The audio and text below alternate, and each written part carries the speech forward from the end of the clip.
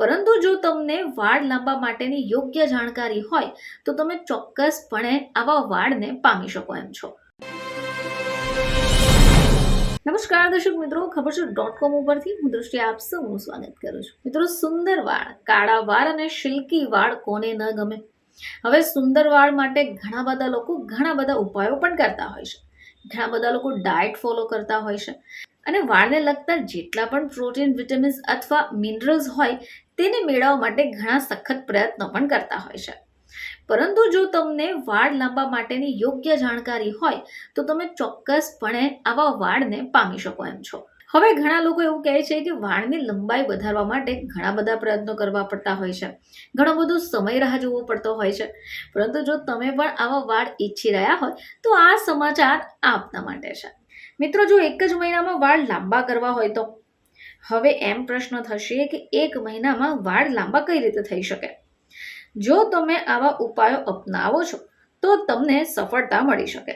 આજના વાતાવરણમાં પ્રદૂષણ વધેલું છે અને ભાગદોડ ભરેલી આપણી જિંદગીમાં આપણે વાળનું ઓછું ધ્યાન રાખી શકીએ એમ છે. હવે આનાથી શું થશે કે આપણા વાળનો ગ્રોથ ઓછો થવા લાગશે અને વાળ ખરવાનું પણ શરૂ થઈ જાય છે.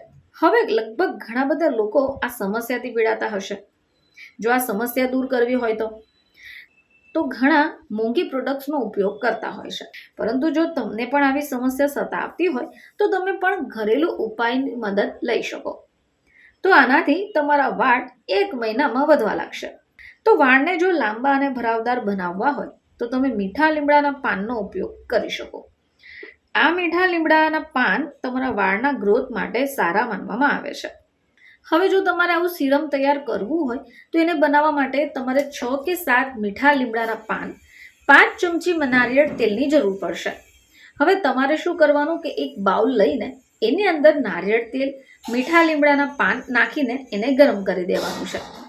તો જો તમારે આ મીઠા લીમડાનું પાન બનાવવું હોય તો એને બનાવવા માટે તમારે 6 કે 7 મીઠા લીમડાના પાન અને 5 ચમચી નારિયેળ તેલની જરૂર પડશે. એક બાઉલ લઈને એમાં નારિયેળનું તેલ અને મીઠા લીમડાના પાન નાખી એને ગરમ કરી દો. હવે મીઠા લીમડાના આ તેલને તમારે ઠંડુ થવા દેવાનું છે.